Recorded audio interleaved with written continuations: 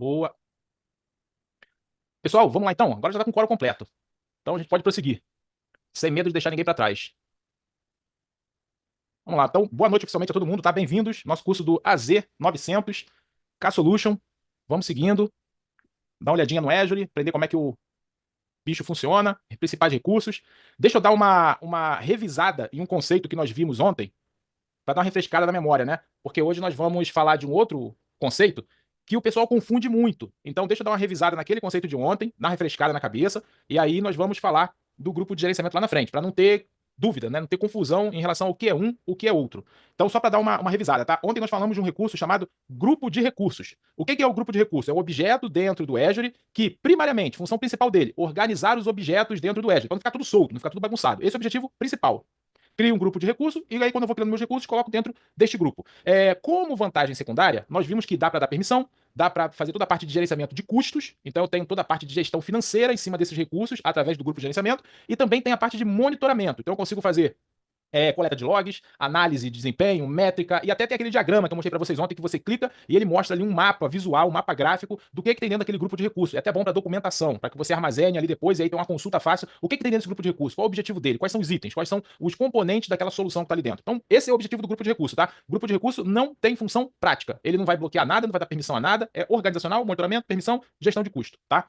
Então, só para dar uma refrescada e lembrando, lá dentro do Azure, aonde que eu vejo os meus grupos de recurso. Então, tem uma seção, tem uma opção aqui do lado, grupo de recurso, aonde eu vejo meus grupos de recurso. Cliquei no grupo de recurso, eu vejo o conteúdo dele, quais são os itens dentro dele. Ontem eu criei uma máquina virtual para demonstrar para vocês, e na hora que eu criei a máquina virtual não é um único item, ela não é um único objeto. Ela é composta de vários objetos que trabalham em conjunto para criar aquilo que nós chamamos de máquina virtual. E aí a máquina virtual, por criar esse montão de objeto, é legal você colocar ela dentro de um grupo de recurso para ela. Porque se eu quiser saber o que é máquina 1, eu sei o que é o objeto de processamento, eu sei o que é o IP, eu sei o que é a rede, sei o que é o disco, sei o que é o NSG, o firewall da máquina. Então fica tudo juntinho aqui num único local, facilita meu gerenciamento, gestão e etc. Grupo de recursos, tá?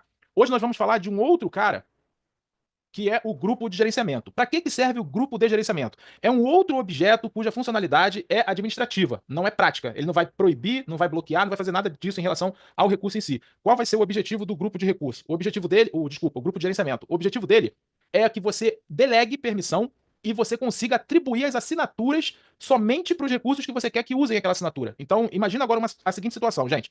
Eu tenho na minha organização dois ambientes. Eu tenho um ambiente de produção e tenho um ambiente de teste, um ambiente de homologação, um ambiente de desenvolvimento. Então, um ambiente de produção, com recursos válidos, usuário trabalhando, dinheiro sendo feito, core da empresa. E um outro ambiente onde o pessoal está criando aplicação, está testando, fazendo upgrade de recurso, destrói recurso, cria de novo, testa e por aí vai. Para que eu não tenha nenhum tipo de problema em relação a custo desses ambientes, meu ambiente de produção, o custo gerado vai ter uma contrapartida financeira, vai ter um ganho. Então eu estou gastando para ganhar.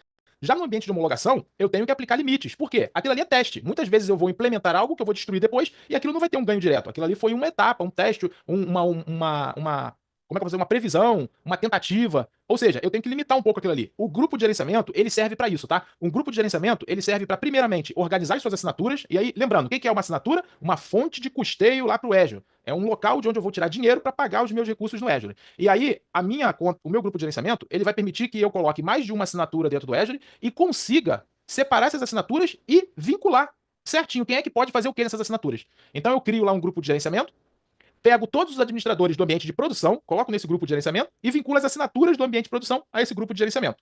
Crio um outro grupo de gerenciamento, chamado lá homologação ou desenvolvimento, coloco os desenvolvedores como administrador desse grupo de gerenciamento e aí coloco a assinatura que vai ser usada pelo pessoal de desenvolvimento nesse grupo de gerenciamento. Ou seja, eu estou criando dois ambientes isolados. E esses ambientes isolados é realmente isolado, tá? O pessoal do grupo de produção, quando ele vem aqui na tela do Azure, que eles abrem aquela telinha lá, aquela parte dos grupos de recurso, eles nem veem os grupos de recurso que são da equipe de desenvolvimento e vice-versa. Se o pessoal de desenvolvimento abrir aqui a telinha dos grupos de recurso, eles não vão conseguir ver os grupos de recurso do pessoal de produção. Então, produção não vê desenvolvimento, desenvolvimento não vê produção. Eu consigo isolar completamente o meu ambiente.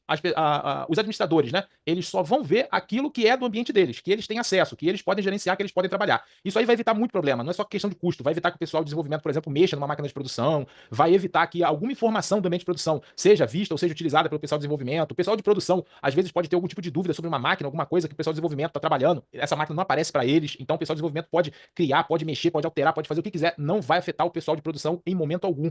Então, o grupo de gerenciamento ele serve para isso, tá? Você organizar suas assinaturas, e aí, uma vez que você organizou as assinaturas, você consegue delegar a permissão no grupo de gerenciamento, e aí somente os administradores daquele grupo vão ver os recursos criados naquele grupo. O pessoal de outros grupos não vem. Deixa eu tentar mostrar para vocês aqui um exemplo do grupo de gerenciamento. Não. O AZ900 não vai ter uma estrutura legal. Aqui, ó. Vamos tentar usar esse slide aqui. Esse slide aqui dá pra mim exemplificar o. Nossa, colocaram o slide em português em cima do slide em inglês. Ficou legal. Professor, só para me tirar Diga. uma dúvida para ver se é o mesmo raciocínio. É como se eu estivesse no 365 e criasse um grupo de produção e ele dá os acessos para eles diferentes do setor comercial, por exemplo. É isso? Então, também. É porque essa visão que você está tendo, ela é uma visão de permissionamento baseado em grupos, né? Já aqui Isso. no Azure, a gente trabalha com permissionamento baseado em função. Então muda um pouco essa estratégia de permissionamento. Mas só pra você ter uma ideia, não é eu pegar alguém, colocar num grupo, e a partir do momento que eu coloco alguém naquele grupo, ele recebe permissão para fazer aquela determinada tarefa. Não é só isso, né? O grupo de gerenciamento, ele me permite isolar o ambiente. Quem está num grupo de gerenciamento não vê os objetos, não vê os recursos, não vê nada dos outros grupos de gerenciamento. Então ele não é só dar ou tirar permissão. Você não vê, você isola o ambiente. Entendeu? Entendi. Gente, vamos usar isso aqui como exemplo, ó. Vamos usar isso aqui como exemplo. Imagina que cada uma dessas seções aqui, ó, seção de fatura, seção de fatura, seção de fatura, seção de fatura, fosse setores diferentes da empresa, tá? Então eu tenho aqui produção, tenho aqui filial 1, filial 2 e desenvolvimento. Produção, filial 1, filial 2, desenvolvimento. Aí eu tenho aqui em cima o meu grupo de gerenciamento principal. Como que eu faria se eu tivesse a seguinte necessidade dentro da minha organização? Eu preciso criar uma conta, né, uma assinatura para cada local da empresa. Então, a minha matriz vai ter uma assinatura, a minha filial 1 outra assinatura, minha filial 2 outra assinatura e o pessoal de desenvolvimento outra assinatura. Cada um tem uma assinatura, uma fonte de custeio. Ah, professor, por que cada um tem uma assinatura? Gestão de custo. Eu quero saber o que a minha filial 1 gasta de Azure. Eu quero saber o que a minha filial 2 gasta de Azure. Então, primeiramente, gestão de custo. Por isso eu vou separar as assinaturas. Segunda necessidade que eu tenho no meu ambiente. Administradores diferentes. Então, a filial 1 tem os administradores dela, a filial 2 os administradores dela e a matriz tem os administradores dela. Então, eu também preciso dar permissão para os administradores administrar somente o local onde eles trabalham, o local onde eles deveriam estar atuando. Então, uma outra necessidade que eu tenho, né? O grupo de gerenciamento, ele vai me dar esse poder. Então, eu tenho um grupo de gerenciamento raiz que ficaria aqui em cima. Eu criaria um grupo de gerenciamento para cada um desses locais, um grupo de gerenciamento de produção para minha matriz, um grupo de gerenciamento para minha filial 1, um grupo de gerenciamento para minha filial 2 e um grupo de gerenciamento para o pessoal de desenvolvimento. Aí eu vou criar as assinaturas e vincular as assinaturas a cada um desses grupos de gerenciamento. E aí eu já posso pegar, por exemplo, os administradores lá do meu ambiente de produção e falar, ó, pode logar lá no portal.azure. Quando ele logar no portal.azure, ele só vai ver o grupo de gerenciamento onde ele recebeu permissão.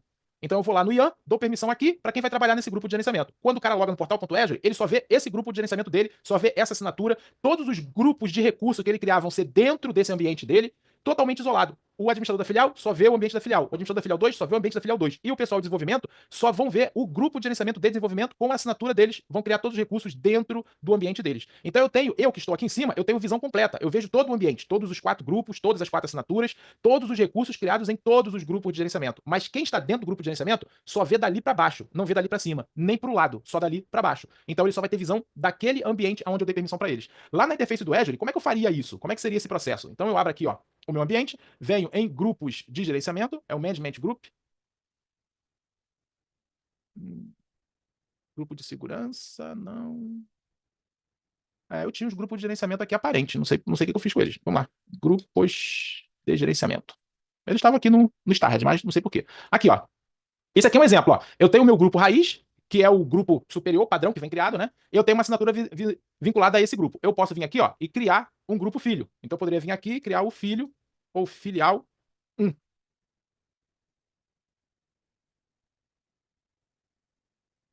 Nossa, eu achei que eu escrevi filial 1, tá certo. Eu tinha achado que eu tinha escrevido filhote 1.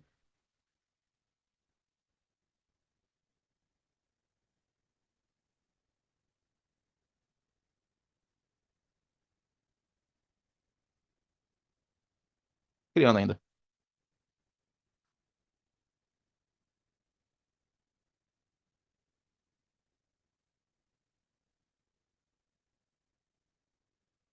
Ó, criou filial 1, tá vendo? Então, ó, aqui eu poderia estar criando filial 1, filial 2, desenvolvimento. Eu sou administrador do root. Eu vejo tudo. Eu, Rômulo, administrador do Azure, tenho poder para ver tudo. Mas se eu clicar aqui no Tinit, só pra vocês terem ideia, tá? Cliquei aqui no Tinit, tem essa opção aqui, ó, Ian, que é onde você dá permissão de acesso, tá? Só pra você ver, Rômulo, por que você tá falando que você é administrador de tudo? Porque se eu for aqui no root, vocês vão ver que meu usuário tá aqui, ó, raiz herdado. Qual é a permissão? Administrador. Então, eu tenho função de administrador no root. Quer dizer que eu tenho acesso privilegiado. Eu sou o administrador do ambiente, como um todo, beleza? Então, vou voltar aqui, ó, sair do Tinit. Aí, ó, eu tenho uma assinatura vinculada ao Tinit. Eu posso usar essa assinatura. Então, na hora que eu crio um recurso, igual eu criei ontem a máquina virtual, essa assinatura aparece como opção para me colocar na minha máquina virtual, porque essa assinatura está vinculada ao meu grupo. Criei o grupo filial 1. Esse grupo filial 1 não tem nenhuma assinatura vinculada a ele. Esse grupo filial 1, eu posso vir aqui no Ian e posso dar permissão, posso adicionar administradores a esse filial 1. Aí, um usuário que não é administrador do Azure, se ele tentasse logar antes de eu dar permissão a ele, se ele tentasse logar no Azure, ele receberia acesso negado no Azure, porque ele não tem permissão de acessar nada. Se eu vier aqui, atribuição de função, colocar o nome de um usuário, né? Uma função, vou escolher aqui uma função, tem a função machine, administrador de máquina virtual.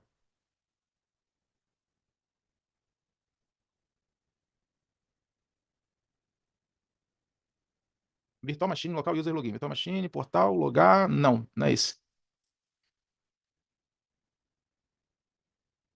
Normalmente é com machine, né?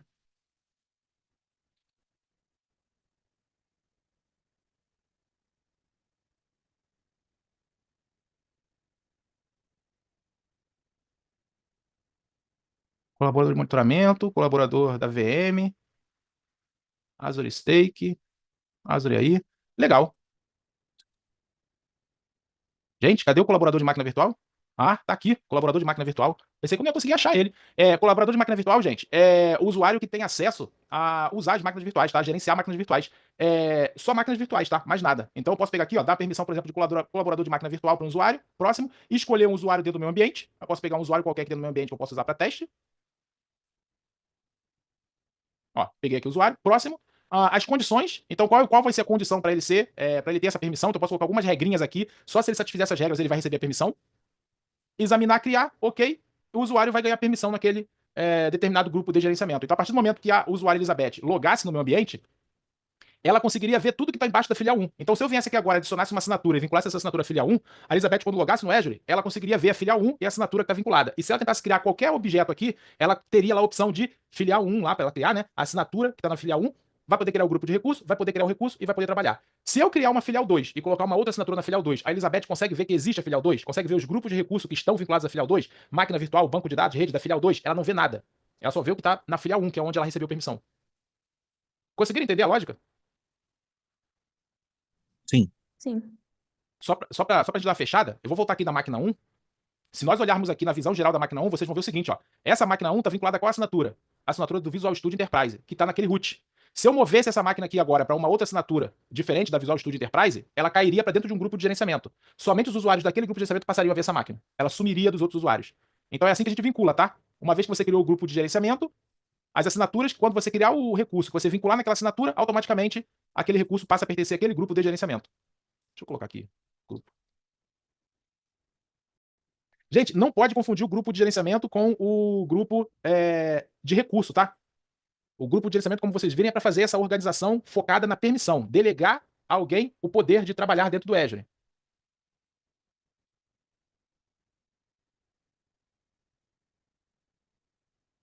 Alguém ficou com alguma dúvida? Não, por enquanto, tranquilo. Tranquilo? Tranquilo. Beleza. Ele vai fazer um exercício aqui para criar um recurso dentro lá do Azure, que é criar um grupozinho de recursos, colocar uma máquina virtual dentro dele e monitorar a criação, tá? Que eu fiz ontem com vocês, na hora que eu fui fazer aquela explicação da máquina. Quando você vai criar qualquer recurso dentro do Azure, qualquer não, né? Existem algumas exceções bem pontuais. Por isso que a gente diz que quase tudo dentro do Azure tem que pertencer a um grupo de recursos. Então, quando você vai... Vamos, filho? Quando você vai criar qualquer recurso dentro do Azure, é normal você, ao entrar na tela de criação, a primeira coisa que você vai ver é a assinatura, que é a fonte de custeio, e o grupo de recursos onde você quer colocar aquele recurso. Então isso aqui, em 99,99% do que você vai criar no Azure, você vai ver exatamente essas duas opções aqui para você preencher como primária, tá? É sempre assim. Muito difícil você não ver isso aí na hora que você vai criar um recurso dentro do Azure. Rômulo, uma assinatura pode pertencer a mais de um grupo de gerenciamento ou não? Uma assinatura e tá em dois grupos de gerenciamento, é isso?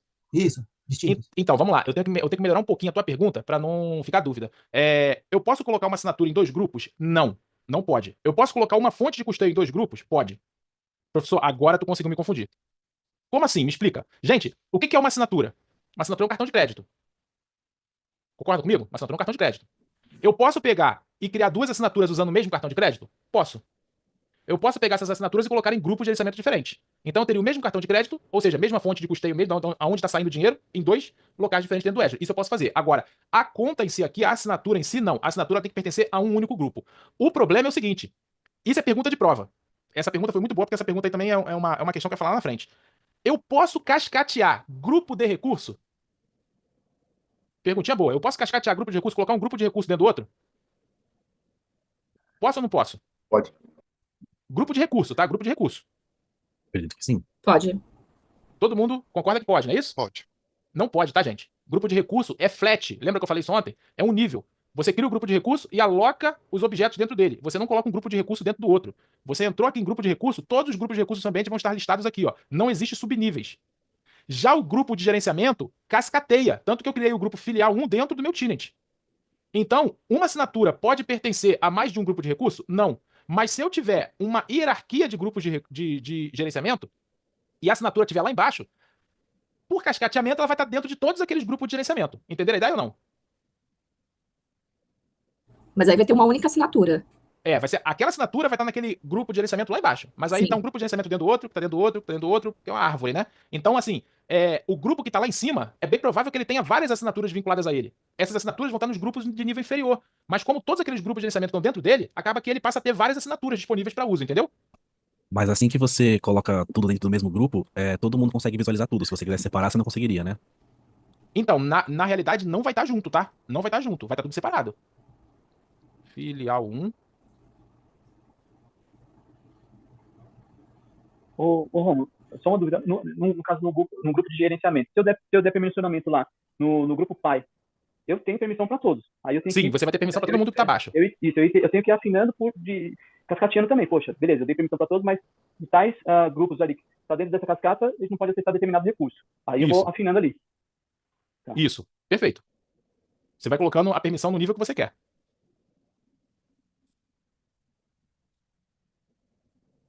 Nossa, eu criei o filial 2 depois do filial 1, o filial 2 já apareceu e o filial 1 tá com vergonha.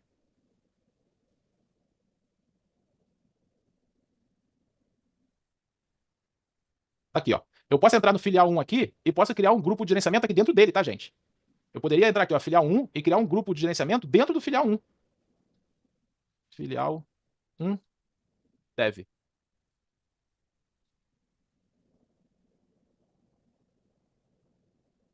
Uma assinatura pode pertencer a mais de um grupo de gerenciamento? Não, um grupo só.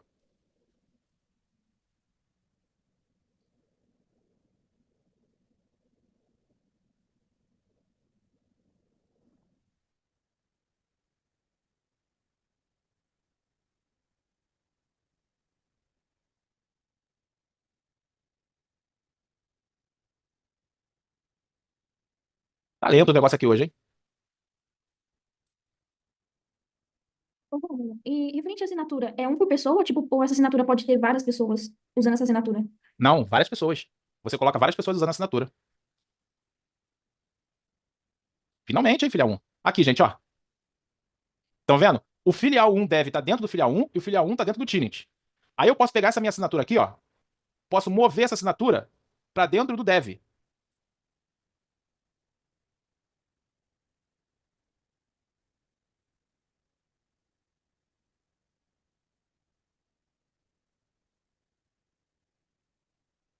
Pronto, ó.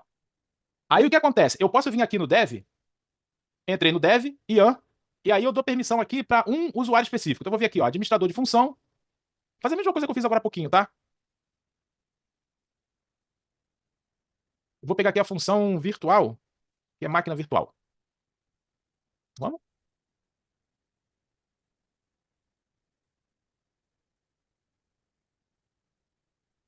O Azure hoje tá meio lento, né?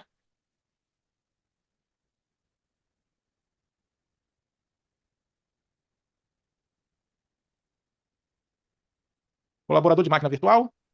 Próximo. Quem vai ser o colaborador de máquina virtual? Vamos colocar aqui um Mohamed. Mohamed. Já vou atribuir. Então, ó, nesse momento aqui, se o usuário Mohamed logasse no meu ambiente, ele conseguiria abrir a interface do Azure, ele não conseguiria usar nada da interface do Azure a não ser máquina virtual, que foi o que eu dei permissão para ele fazer. E quando ele fosse criar a máquina virtual, ia aparecer essa assinatura aqui para ele. Se eu criasse uma outra assinatura e colocasse na filial 2 e desse permissão para Elizabeth, quando a Elizabeth logasse no portal do Azure, ela só ia ver o que está dentro da filial 2, que foi onde eu dei permissão para ela. Então, quando ela fosse criar máquinas virtuais, ela teria que usar a assinatura da filial 2. E ela não veria a máquina virtual criada pelo Mohamed. Eu, como estou aqui em cima no Tinit, e está todo mundo dentro do Tinit, eu vejo tudo. Eu posso usar todas as assinaturas. A Elizabeth só vê o que está na filial 2, o Mohamed só vê o que está na filial 1 dev. Se eu colocar um outro usuário aqui com permissão na filial 1, ele vai ver tanto o que está na filial 1 quanto o que está na filial 1 dev. Então, essa assinatura do Visual Studio, ela pertence a um único grupo de gerenciamento, que é o filial dev. Mas ela pode ser usada no filial 1 e pode ser usada no Tinit, porque está no cascateamento. Ficou claro agora para todo mundo? Sim. Sim.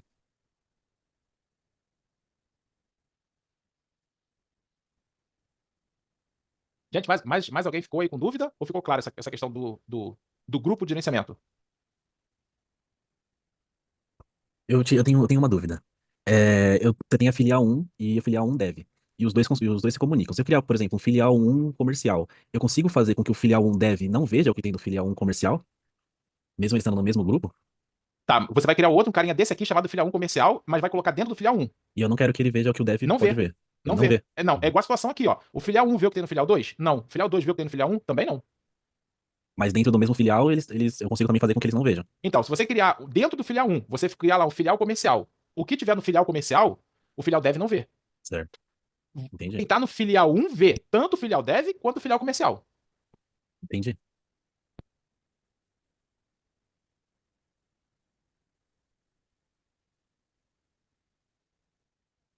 É parecido com permissão de pasta no Windows, né? Uma questão de... Parece um pouco com permissão de TFS, né? Bastante. Deixa eu mover aqui pro Tinit, senão depois eu esqueço. Aí eu vou tentar criar os recursos, vai ficando tudo dentro do filial. Beleza, depois eu entro aqui e excluo. Isso aqui não custa dinheiro, então pode deixar aí que depois se a gente precisar usar de exemplo também, a gente pode usar. Gente, ficou tranquilo então o conceito do grupo de recurso e grupo de gerenciamento? Sim. Sim. Então vamos lá. Vamos começar aqui agora a falar de...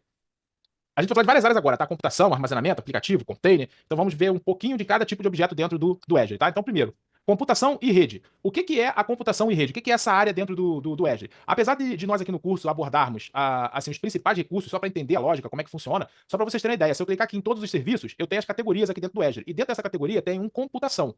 Nessa categoria computação, vocês vão ver tudo ligado a essa parte de computador, de execução, de rodar alguma tarefa, de fazer algo acontecer. O input, processamento, output daquele processamento. Então, tudo isso aqui é considerado computação, tá, gente? É muito recurso, não é pouco recurso, tá? É bastante recurso. Bem, o que é a computação e rede em nuvem? O principal motivo de nós rodarmos o nosso ambiente em nuvem é escalabilidade, é a questão de segurança, previsibilidade, é rodar o meu ambiente independente do hardware. Eu precisei de recurso, vou ter esse recurso disponível na nuvem. Todo recurso que eu vou rodar de computação e de rede na nuvem é virtualizado. Não tem como eu rodar nada em cima de hardware dentro do Azure, tá? Tudo é virtualizado. Às vezes em uma ou duas camadas de virtualização. Tudo é feito em cima de máquina virtual. Alguns recursos computacionais do Azure a gente chama de alheio ao hardware, ou não roda em cima do hardware. Exemplo, se eu for rodar um serviço aqui dentro do Azure, cadê ele? Aqui, ó. Aplicativo de funções. O que é um aplicativo de função? Se acontecer isso, faça aquilo.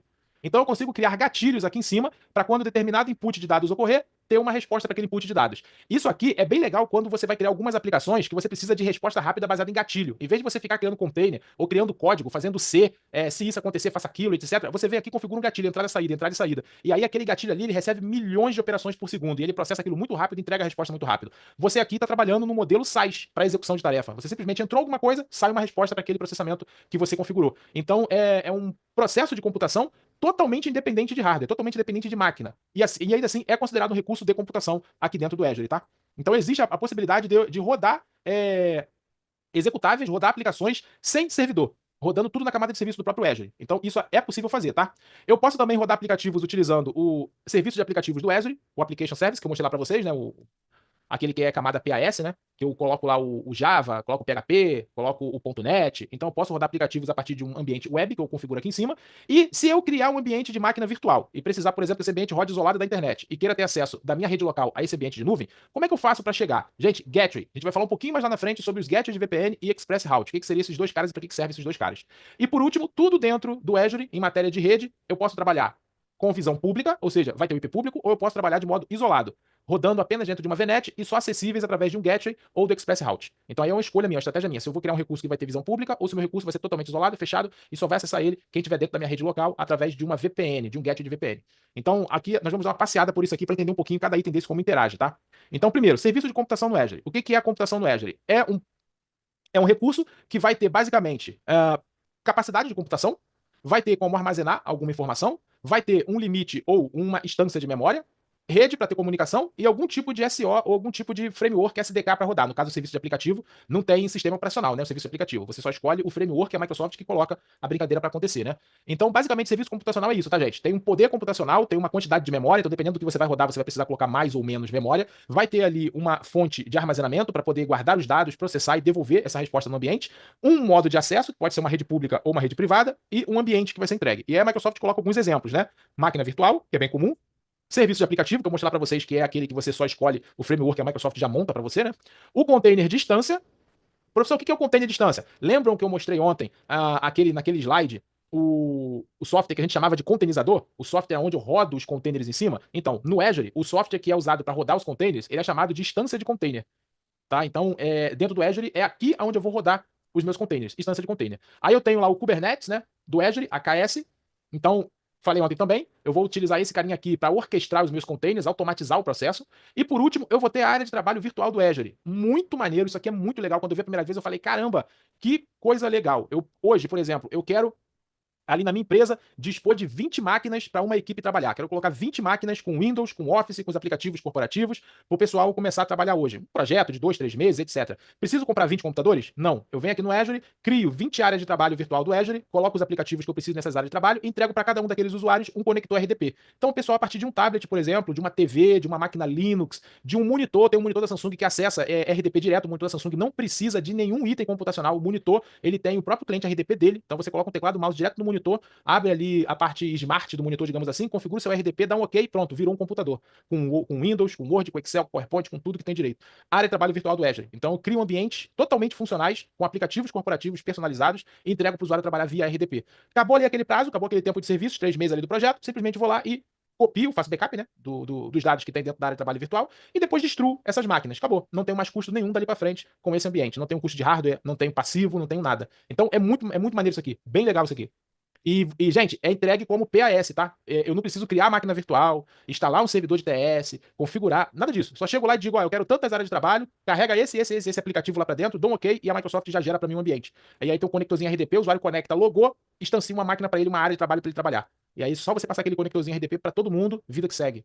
Bem legal isso aqui, bem legal mesmo. Facilita muito a vida de quem quer dispor de um ambiente para o usuário trabalhar de forma rápida. Máquina virtual é o Vamos, recurso. Opa, vamos, pergunta aí. boa noite, Eduardo Boa. falando. Você fala sempre em RDP, mas tem um Windows app que acessa a máquina W365 remotamente. É a mesma coisa? Seria o mesmo serviço? Calma aí, tu tá falando no Office 365, né? No Microsoft 365. Isso, É o mesmo serviço. beleza. Quando você compra aquela suíte do Microsoft Security, você tem acesso ao Intune, né? O Microsoft Endpoint. Aí lá no Microsoft Endpoint tem a seçãozinha de área de trabalho virtual para o usuário. E aí, se você comprar a licença, você consegue montar as áreas de trabalho virtual do usuário. É o mesmo serviço, só que pela interface do Microsoft 365. Você pode 365. fazer tanto por lá quanto por aqui, entendeu? Perfeito, perfeito. Ok. Em resumo, é como se também fosse um serviço de Citrix, né? É, mais ou menos, mais ou Mais ou menos. menos, Mas né? seria essa a ideia. Seria essa a Perfeito. ideia. Um serviço de terminal, só que PAS, sem você precisar se preocupar com a estrutura. Com a estrutura. Perfeito. É. Obrigado. Valeu. Gente, máquina virtual do Azure, foi o que nós criamos ontem, né? O mais assemelhado ao nosso ambiente real é ter uma máquina virtual dentro do ambiente de nuvem. Eu falo muito de acessar a máquina virtual utilizando RDP. Por quê? Eu usei essa estratégia com vocês ontem, inclusive, por uma questão de familiaridade. Para quem já trabalhou, ou qualquer pessoa que já trabalhou com ambiente cliente-servidor ou suporte a cliente, nós estamos acostumados a pegar lá um conector RDP ou pedir para o cliente passar o número Ndesk e você acessa a máquina dele remotamente e abre a máquina dele remotamente. Só que assim, gente, não é uma estratégia muito boa. Acesso a RDP não é uma estratégia muito boa. A minha máquina, por exemplo, essa minha máquina aqui, para que eu possa fazer acesso a RDP direto para ela, do jeito que ela está aqui hoje, eu tenho que entregar um IP público para ela. Eu tenho que ir lá no firewall dela e abrir a porta 3389, igual eu fiz ontem. Então, na parte de rede, cadê o NSG dela? Cadê o NSG dela? Gente, cadê a rede da máquina? Tá aqui, ó.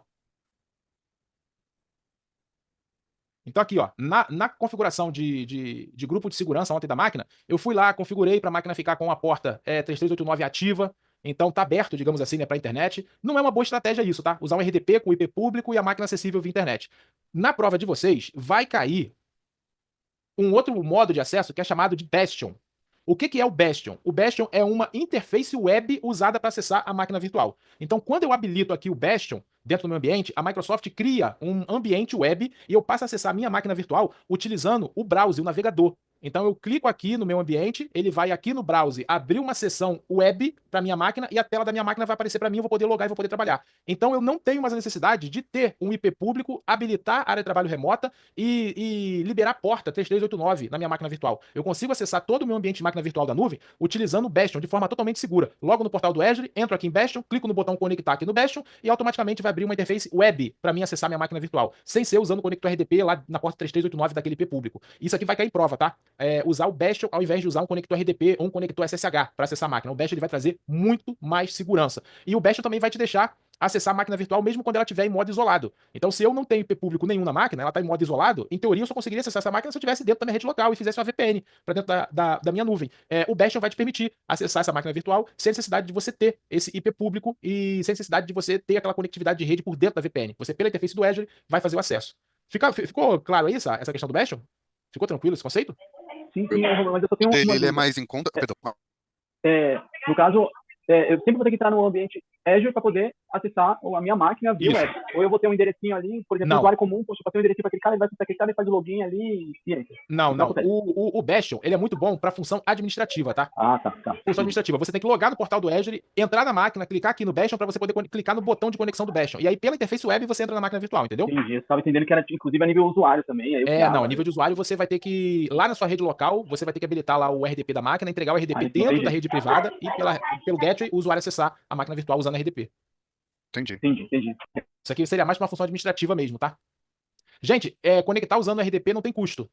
Beleza? Conectar usando o Bastion vai adicionar custo extra à máquina, tá? Porque o Bastion, ele é como se fosse uma máquina intermediária, uma máquina ali no meio do caminho, fazendo a conexão entre o seu ambiente de máquina virtual e o usuário. Então tem um processamento ali ocorrendo no meio do caminho pro Bastion funcionar, tá? Então existe um preço atrelado ao Bastion, tá? Alguém tem alguma pergunta aí pra fazer? Por enquanto não. Tranquilo?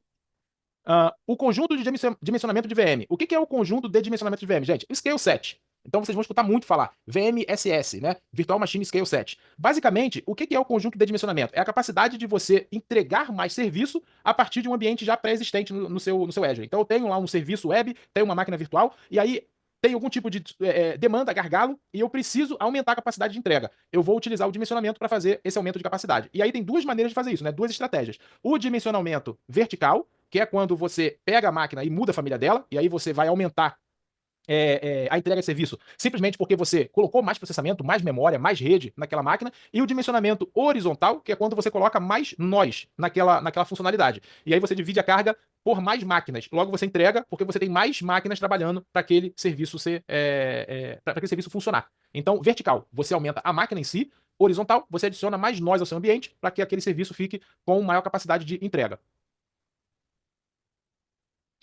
Aqui só falta horizontal, né? Existe dois conceitos no dimensionamento quando a gente fala de horizontal, que é o scale in e o scale out. Os dois podem ser feitos baseado em regras, tá? Como é que seria isso?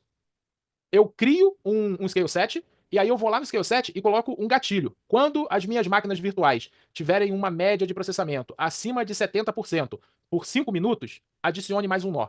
Adiciona mais 2 nós. Isso é um gatilho.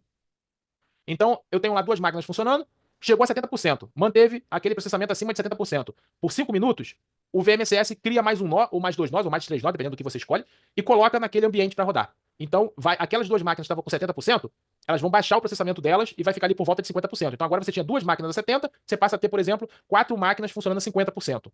E aí, se o processamento voltar a subir e as 4 chegarem a 70%, de novo, adiciona mais um nó, mais 2 nós ou mais 3 nós, vai baixar de novo. E assim sucessivamente. A gente chama esse processo de scale in, tá? Eu estou adicionando nós horizontalmente no meu serviço. Aí, digamos que lá de madrugada, todas as máquinas baixaram o processamento, então todas elas com processamento em 10%. O que o sistema vai fazer? scale out. Então ele vai destruir uma máquina e vai passar todos os clientes para as outras que estão ativas. Aí continuou em 10%. Ele destrói mais uma e passa para as outras. Ou seja, ele vai diminuindo os nós. A gente chama isso de drenagem, né? Ele vai fazer o que a gente chama de drenagem dos usuários. Ele não vai derrubar nenhum usuário, tá? Ele vai simplesmente colocar a máquina em modo dreno e aí a máquina não recebe mais nenhum usuário. Ela só termina de atender os usuários que ela está atendendo e quando acaba de atender, tudo que entra de requisição direciona para as outras máquinas que estão ativas e aquela máquina é destruída dentro do cluster. Então, gente, vai diminuindo até voltar, por exemplo, ali a ter 2 nós. E aí de manhã voltou a ter necessidade, ela vai fazendo scale in novamente. Então faz o scale in e scale out. Aumenta e diminui a escalabilidade da máquina de acordo com a necessidade. Isso é feito baseado em gatilhos. Tá? O processo é automatizado. Ô, Rômulo, Diga. dentro desse de adicionar e remover durante o dia, como que fica no custo? Adicionou nó, aumenta o custo. Aí, mas, por exemplo, eu usei no começo do dia e no final do dia eu tirei. Ele cobra diária, mensal, por hora? Como que Então, funciona? a cobrança da máquina, ela é feita a cada 6 segundos, tá? Tudo Certo. dentro do Azure, a Microsoft vira ali a cada 6 segundos. Então você não paga diária de máquina, por exemplo. Você paga o uso mesmo da máquina. Se você usou a máquina 1 hora, criei, usei 1 hora de destruir, você vai pagar aquela 1 hora. Entendi. Entendeu? A Microsoft, ela faz a cobrança ali em loco. Cara, é igual relógio de energia. É igual relógio de energia. Ligou, ele tá rodando. Desligou, ele parou. Parou não, né? Que nunca para. Não sei como é que pode, nunca para, né? Fica devagarzinho. É assim que funciona o Azure, tá? Entendi. Gente, o conjunto de disponibilidade. Ó, não pode confundir o conjunto de escalabilidade, né, o Scale Set, com o conjunto de disponibilidade. O Scale Set é para você aumentar a capacidade de entrega. O conjunto de disponibilidade é para aumentar a resiliência, a capacidade de funcionamento, mesmo quando ocorre algum tipo de falha, algum tipo de problema ali no ambiente, tá? Então são duas coisas bem diferentes, tá? O conjunto de disponibilidade, ele trabalha com aquele conceito de zonas de disponibilidade que nós falamos, que tem lá zona 1, zona 2, zona 3, que eu até mostrei quando a gente foi criar a máquina virtual agora há pouco, né? Agora há pouco não, ontem. Quando você vai criar a máquina virtual, você escolhe se você quer ter apenas uma cópia da máquina em uma zona de disponibilidade ou se você quer ter nas 3 zonas. Você teria 3 cópias da máquina virtual. E aí você passa a ter esse ambiente aqui. Deixa eu só esclarecer um outro detalhe que é bem legal, que é o seguinte: esse conceito de conjunto de disponibilidade, ele permite que você configure 2 métricas, tá? O domínio de atualização, ou domínio de update, e o domínio de falha. O que é esse domínio de falha? Eu digo para a Microsoft assim, eu tenho uma solução, né, eu tenho lá um serviço web, esse serviço web ele vai rodar em 5 máquinas. Se eu disser para a Microsoft que essas 5 máquinas vão estar na zona 1, o Scale 7, 5 máquinas, né? O Scale 7 lá começa com 2 máquinas, pode ir até 5. Se eu disser para a Microsoft, isso aqui vai ficar na zona 1, pode acontecer de algum dia um furacão passar ali naquela região, danificar o data center e o meu serviço ficar fora do ar? Pode. Por quê? Porque todos os meus nós estavam na mesma zona. Então, aquela zona sendo afetada, todos os meus nós caem. Eu posso usar uma outra estratégia. Crio um serviço com 5 nós e na hora de configurar a máquina virtual, eu crio um conjunto de disponibilidade, coloco as 3 zonas e digo que eu quero ter 3 domínios de falha. Quando eu digo para a Microsoft que eu quero ter 3 domínios de falha, eu estou dizendo para ela, Microsoft, você vai pegar e vai colocar uma máquina na zona 1, uma máquina na zona 2, uma máquina na zona 3. A próxima máquina na zona 1, a próxima máquina na zona 2, a próxima máquina na zona 3. Ela vai dividindo as máquinas entre as zonas de disponibilidade. Nunca fica todo mundo num lugar só. Se o mesmo furacão passa, o mesmo furacão não, né? Se um outro furacão passasse e afetasse a minha zona de disponibilidade, as outras duas manteriam o meu serviço rodando. Isso a gente chama de domínio de falha, tá? Domínio de falha. Eu digo para a Microsoft que eu não quero colocar todos os ovos na mesma cesta. Eu quero que ela distribua os nós do meu serviço entre zonas de falha diferentes, entre domínios diferentes, entre zonas diferentes. Não tem como meu serviço parar, a não ser que a região inteira pare. Existe um outro recurso que é chamado de domínio de atualização, domínio de update. Isso não está ligado à falha, está ligado a processo de atualização do próprio data center. Então, se eu disser para a Microsoft, eu quero ter 3 domínios de atualização. A Microsoft já sabe que eu tenho que ter as máquinas separadas em locais diferentes, para quando a Microsoft for fazer a atualização do ambiente do Azure, quando ela precisar atualizar um rack, precisar atualizar um container, nunca estejam todas as máquinas do meu serviço ali no mesmo lugar. Então eu digo, Microsoft, eu quero ter 5 domínios de atualização. Quer dizer que as máquinas têm que estar em locais diferentes, 5 locais diferentes. Quando a Microsoft vai atualizar um processador, atualizar uma placa, uma atualização de firmware, ou até mesmo trocar uma lâmina por uma lâmina mais potente, com um processador mais novo, ela vai precisar parar os serviços que estão rodando ali. O que vai acontecer? O serviço para, mas continua rodando de outro lugar, porque o meu domínio de atualização diz para a Microsoft nunca atualize 2 ambientes que tem o meu serviço rodando ao mesmo tempo para não causar queda. Então a Microsoft já tem isso como uma informação lógica, tá? Ela vai atualizar lá o hardware dela, ela vê quais são os domínios de atualização que tem aqui nesse hardware rodando. E aí ela mapeia todos os domínios de atualização que tem ali naquele hardware e ela fala, ó, se eu atualizar o REC 2, eu não posso atualizar o REC 17. Por quê? Tem um cliente que roda aqui uma máquina virtual e tem 2 cópias dessa máquina virtual, uma está no REC 2 e outra está no REC 17. é o mesmo domínio de atualização. Então já bloqueia o REC 17. A Microsoft já sabe que não pode atualizar aquele REC junto com o 2. Ela vai atualizar o 2, meu serviço fica rodando do 17. Quando ela termina de atualizar o 2, ela vai atualizar lá o 17. E aí, de novo, vai acontecer o processo, tá, gente? Ela vai olhar o 17 e, ó, o 17 aqui tem um cliente que tem um serviço no REC 17 e tem um serviço no REC 2. O REC 2 já foi atualizado? Foi. Então, beleza, posso atualizar o REC 17. E aí ela desce o REC 17. Isso eu tô falando só para um cliente, mas ela faz isso para todos os clientes que tem naquele REC, tá? Ela meio que olhou o REC, viu os domínios de atualização, ela congela todos os outros domínios de atualização, atualiza um local e só depois vai atualizar o restante. Isso evita que a Microsoft, num processo de atualização, cause parada de serviço dos clientes dela. Isso é o domínio de atualização. Ficou tranquilo esses dois conceitos? Sim.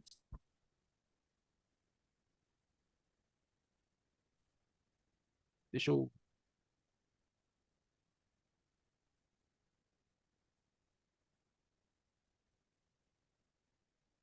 Aqui, essa máquina minha aqui, ela não tem nada, né?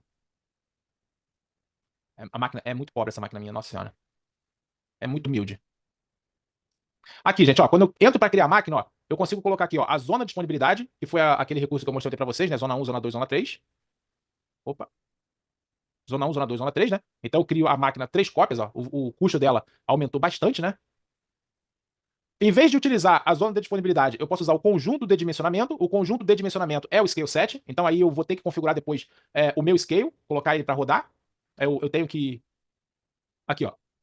Conjunto de dimensionamento de máquina virtual. Criar novo, porque eu não tenho nenhum, ó. Criar novo. E aí ele vai para uma outra interface, onde eu tenho que criar o scale set, ó. Então eu vou dizer lá qual é o meu spot, os discos que eu vou utilizar, a rede, gerenciamento. Eu tenho que configurar como a minha máquina vai crescer, em que momento a minha máquina ela vai fazer o scale in, em que momento vai fazer o scale out. Então eu configuro tudo aqui dentro, tá? É um outro ambiente que ele vai criar aqui, ele vai fazer uma configuração bem mais demorada para a máquina virtual, porque eu preciso passar várias outras informações para ela.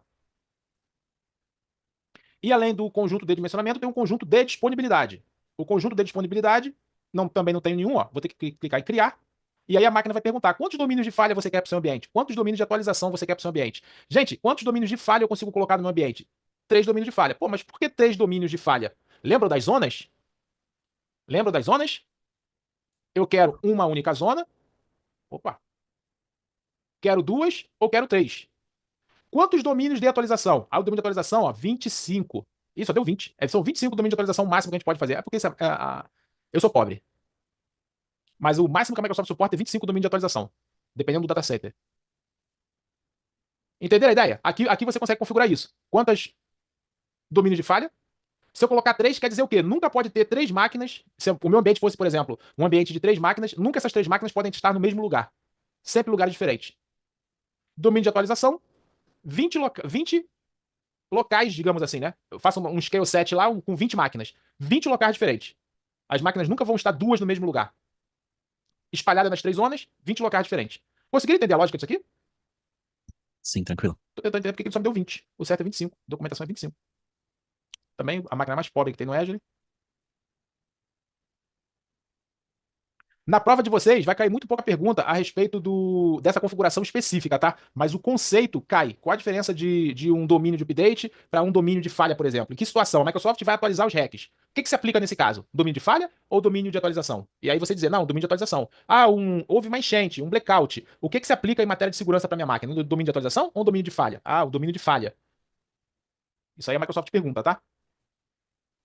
A área de trabalho virtual do Azure é um ambiente virtualizado onde eu posso estar criando todo o desktop que o usuário vai precisar para trabalhar. Então, gente, cria um ambiente completo, tá, de virtualização, onde o usuário vai poder se conectar e vai poder trabalhar de forma tranquila, de forma como se fosse um ambiente local mesmo, tá? Esse ambiente, ele roda em cima de máquina virtual. Eu acho que eu até tenho ele aqui já registrado. Máquinas virtuais. Não, cara, eu tô com o usuário errado. Não é esse usuário aqui não, cara. É esse outro aqui, velho. Oxi. Pediu 100?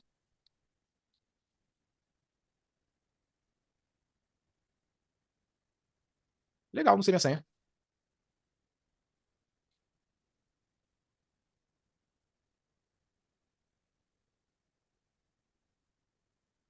Ah, tá, agora eu tô com o meu ambiente certo.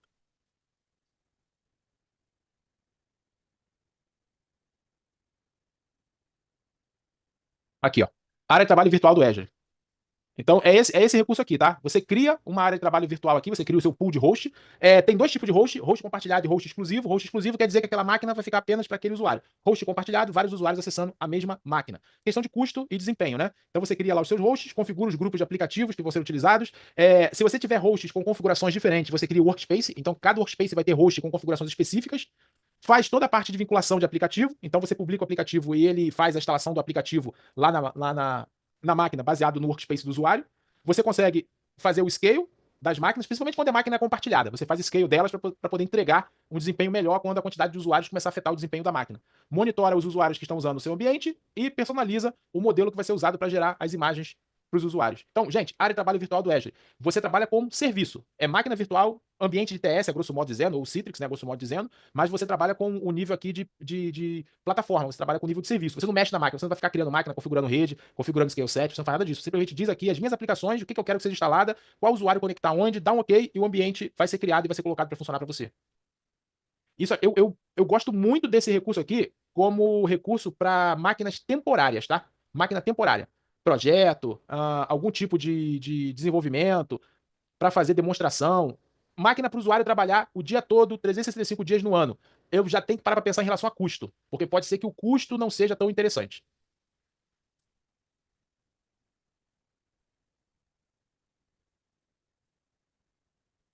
Os serviços de container do Azure. Aqui a Microsoft já caiu para aquela parte de containerização que nós conversamos ontem, né? Então, o Azure oferece o serviço de container para rodar aqui no ambiente. Você pode carregar instâncias de container e colocar para rodar no seu ambiente. O instância de container é o containerizador, ele é uma oferta de PAS. Você tem um aplicativo de container do Azure. O que é o aplicativo de container do Azure, gente? É o Kubernetes do Azure, digamos assim, tá? Grosso modo. Microsoft pegou o Kubernetes, modificou ele, tornou ele mais integrado ao Azure e lançou o que é chamado de aplicativo de container do Azure. Eu não gosto do aplicativo de container do Azure, eu queria o Kubernetes mesmo. Já sou acostumado a trabalhar com Kubernetes, queria o Kubernetes mesmo. Tem Kubernetes no Azure? Tem. Tem o serviço de Kubernetes do Azure, que é o AKS, e você consegue trabalhar com o Kubernetes da maneira como o Kubernetes é, direto aqui dentro do Azure.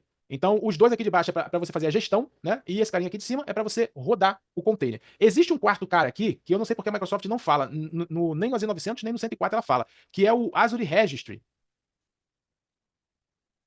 Aqui, ó, esse carinha aqui, ó, o Azure Registry, que é para você armazenar os seus containers. Às vezes a empresa tem um container personalizado, ela criou o container para ela utilizar, com uma aplicação própria dela. Como que ela vai fazer pro Kubernetes, por exemplo, fazer a implantação dos containers, carregar os containers para a nuvem? Aonde que vai ficar isso? Você vai carregar as suas imagens personalizadas de container para dentro do registro de container aqui do Azure. E aí você vai usar os seus containers personalizados para implantar os containers aqui dentro e colocar eles para rodar. Então existe o Registry, tá? Que é um local onde você armazena de forma privada os seus containers. Existe um repositório público de container? Existe. É chamado de hub.docker.com. É um hub com B, né? hub.docker.com. É um armazenamento público de containers. E aí você tem diversos containers aqui dentro que você pode estar utilizando. Isso aqui é tudo container, tá, gente? Eu vou colocar um container aqui.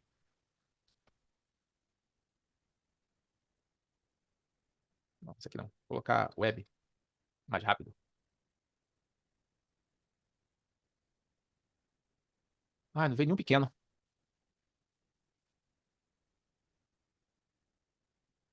Hello World. Tá aqui. Isso aqui é um container, um servidor web, que tem lá uma paginazinha Hello World disponível para você utilizar. Posso carregar isso aqui dentro lá do meu Azure, colocar esse servidor web para rodar no meu Azure? Pode.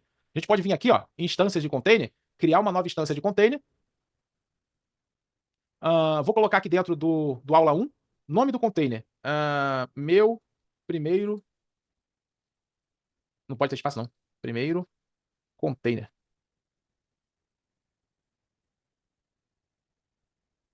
Meu primeiro container. Foi.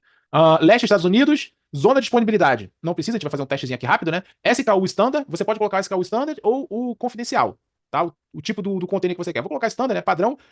Vai criar container a partir de onde? Eu vou criar container a partir de uma imagem de início rápido, e aí tem aqui, ó, algumas imagens de início rápido aqui pra gente carregar. Vai criar um container a partir do registry do Azure, que foi aquele que eu mostrei lá para vocês. Então, ele vai mostrar aqui os containers que eu subi para dentro do registry. Somente eu tenho acesso a esses containers, são containers privados. Ou você vai utilizar um outro local público que contém container. Eu vou colocar aqui que eu vou usar um outro local público que tem containers, tá? Vou colocar aqui, ó, que é um tipo de imagem pública, e vou colocar o nome da imagem que eu quero carregar. Qual é o nome da imagem que eu quero carregar? Hello World. Então, ó, vou pegar o nome do container aqui dentro do Docker e vou colocar aqui no Azure. É um container Linux? Se eu vier aqui e der uma olhada nas especificações do container, normalmente aqui em tags ele diz, né? Windows? What? Ah, ele é um nano server. Foi até bom vir aqui, ó. Esse aqui não é o Hello World que eu tava procurando. O Hello World que eu tava procurando era Linux. Esse aqui é um nano server. É o Windows. Opa, então deixa eu colocar aqui o Windows. É um nano server. Foi até bom ter entrado aqui, senão eu já ia colocar para rodar em cima de um container Linux. Já é da erro. Tá aqui, ó. Nano server. Estranho que ele faz referência a Linux aqui também, mas lá na tag ele coloca o container como nano server. Ah, não, tem um Linux também, ó. Hello World Linux. Ele carrega Linux. Ah, tá. As builds dele são diferentes. Entendi. Vamos lá, vou carregar meu Hello World Windows, tá? CPU. Gente, olha o tamanho da máquina virtual onde eu vou carregar esse container, tá? Uma máquina virtual com um processador, 1,5 GB de memória. Vou carregar um Nano Server LTSC 2022. Beleza? Vou carregar um Nano Server LTSC 2022. Eu ainda tô na dúvida se isso aqui é Windows, eu não tô acreditando, cara. Eu vou pegar o Hello World sem nada? Eu não tô acreditando que ele vai carregar o Windows. Deixa eu pegar esse aqui que é mais assertivo,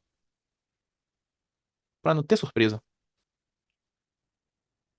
Vamos lá. Rede vai ser pública. Não vou fazer monitoramento para tornar o processo de implantação mais rápida. Quando o container falhar, o que que faz? Reinicia o container. Então, toda vez que ele tiver uma falha, ele reinicia sozinho. E vamos implantar o container, vamos ver se vai rolar. Em cima do Windows.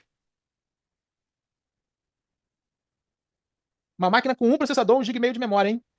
Nem o relógio de vocês roda com essa configuração, hein?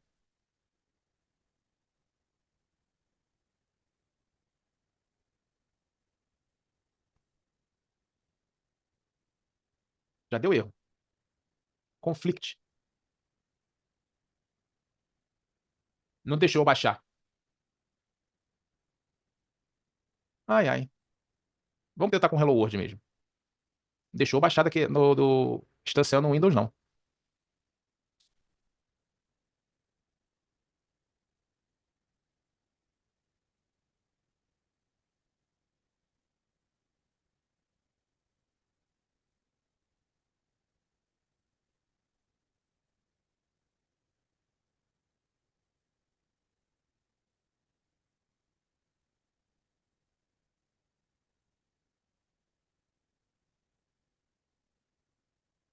Tem alguns containers ali no Docker que tu tenta baixar da erro mesmo. O cara publicou o container lá, mas o container às vezes não tá. Esse tá dando erro. Nem o padrão não tá indo.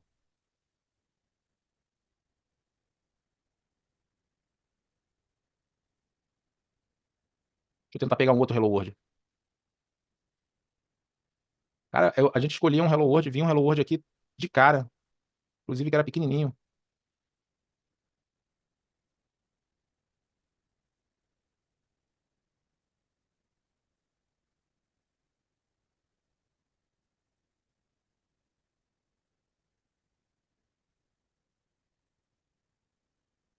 Pegar um aqui feito por um brasileiro.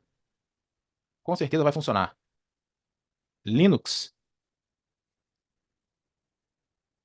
Agora vai funcionar. Pegar um feito por um brasileiro. Cara bom.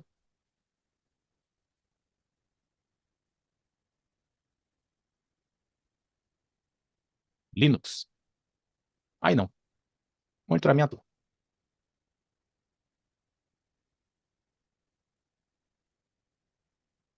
Vamos ver se ele vai baixar.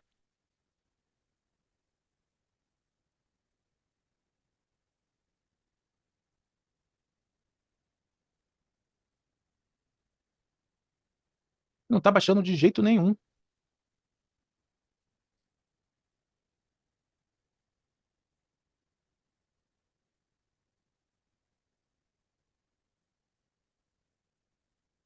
Mano, não é possível.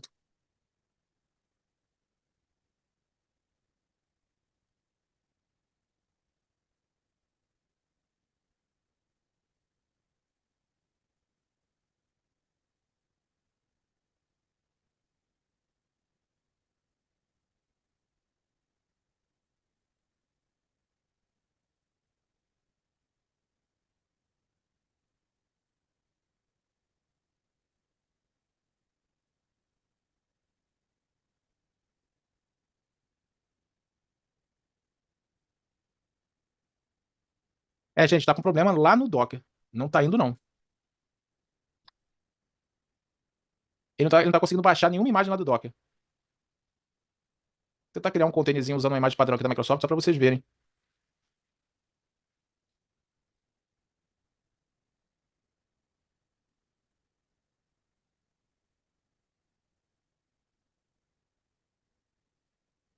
Criar um aqui de um container padrão aqui, só para vocês verem.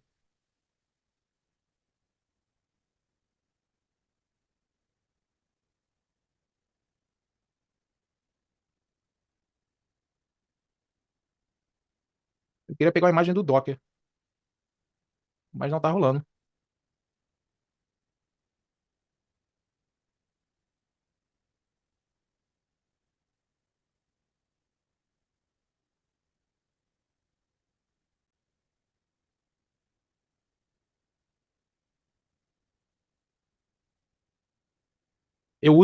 Não sei se vocês já usaram alguma vez, né?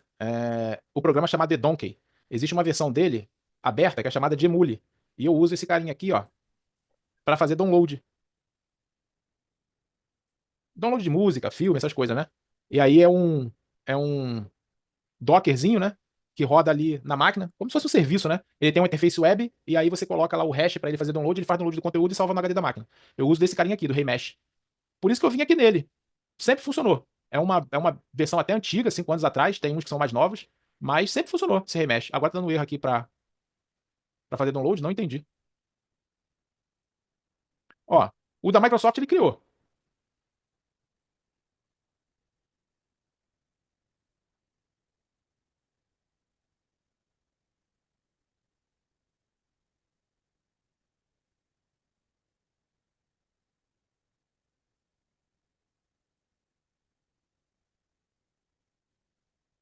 Porta 80.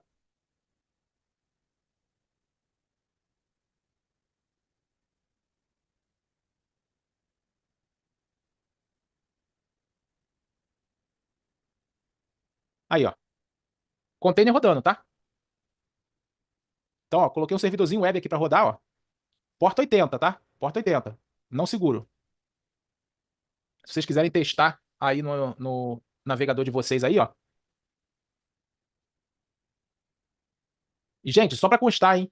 Uma CPU com um core, 1,5 GB de memória, não tem armazenamento, container muito pequenininho, beleza? E tá aqui, ó. Se vocês quiserem entrar aí, fazer teste aí, tentar logar e tal, ele vai abrir a página pra vocês e eu tô monitorando aqui em tempo real, ó. O que que tá acontecendo? Nesse momento, nós estamos usando 21 megas, 22 megas para fazer esse site web rodar.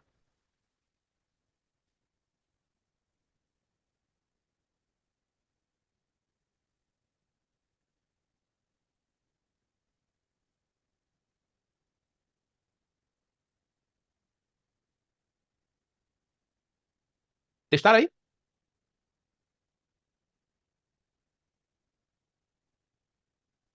Tá funcionando aí? Funcionou pra todo mundo? Ó, agora bateu legal, ó. Bateu legal, hein? A gente tá usando 22 megas, 24 megas de memória e estamos usando aí 100% de processamento. Ó, bytes também recebidos, bytes de entrada, bytes de saída. Esse sitezinho aí tá rodando dentro de um container. Mas assim, é uma página bem simples, Mas, cara, para pra pensar, nós estamos rodando um servidor web, um core, um core, com 22 megas de memória.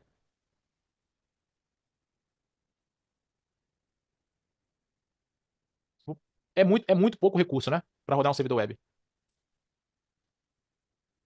E aí estamos rodando aí em cima do.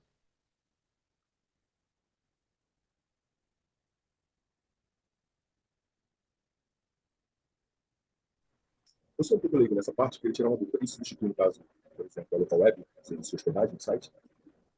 Desculpa, não consegui entender. Eu sou um pouco leigo nessa parte. Aham. E aí eu queria saber o seguinte: isso substitui, por exemplo, a local web, que hospeda site? Você poderia hospedar o site da sua empresa, por exemplo, num container desse. Mas é absurdamente mais caro. O quê? O container é mais caro? Esse serviço, né? Hospedar no container, um serviço web, assim. Rapaz, eu posso até depois dar uma olhadinha para você, tá? Mas assim, esse container aqui que eu criei, isso aqui rodando o mês todo, vai me custar uns R$8, R$9.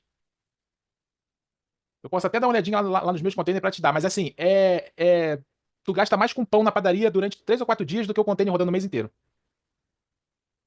Não, mas isso não é a questão, não é o container, é o serviço que está rodando. Você colocou um serviço bem fraquinho aí, se tiver 1.000 pessoas acessando, provavelmente ele vai pipocar ou não. Não. Do jeito que eu coloquei aqui, tu não vai conseguir colocar 1.000 pessoas penduradas, que eu acho que ele vai travar, né? Ele vai travar. Agora, por exemplo, você coloca um site corporativo para rodar aqui, que você tem uma previsão ali de 10.000 acessos por dia. Se você for colocar local web, for colocar container, for comparar, o container vai ser mais barato que a local web. Ah, entendi. Se você for comparar um com o outro, tá? Fluxo, o container vai ser mais barato que a local web.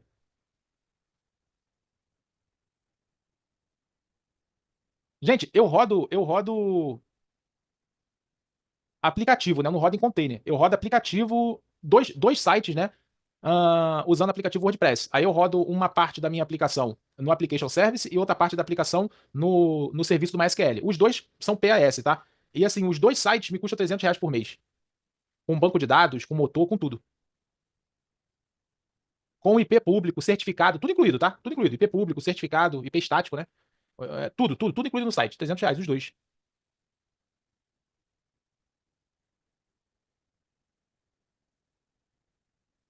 Um outro exemplo de execução de tarefa aqui que a gente pode estar utilizando é o Azure Functions, que foi aquele que eu falei com vocês antes, né? Esse carinha aqui, você vai criar o seu código para rodar na camada de serviço do Azure. Então roda em cima do Azure. Você não vai ter um container por trás rodando, uma máquina por trás, o código web rodando, não. Você vai criar sua função e vai colocar sua função para rodar em cima da camada de serviço ali do Azure. Quem trabalha com o Microsoft 365 e já utilizou o Power Automate, é algo parecido com o que o Power Automate faz, tá? Você cria sua função, sua tarefa ali e coloca para rodar baseado em gatilho. Se isso acontecer, faça aquilo. E aí você coloca a função para rodar. É tudo baseado em evento, tá? Baseado em gatilho. Já utilizaram o Power Automate? Já usaram alguma vez alguma ferramenta assim que trabalha baseada em gatilho? Tudo bom.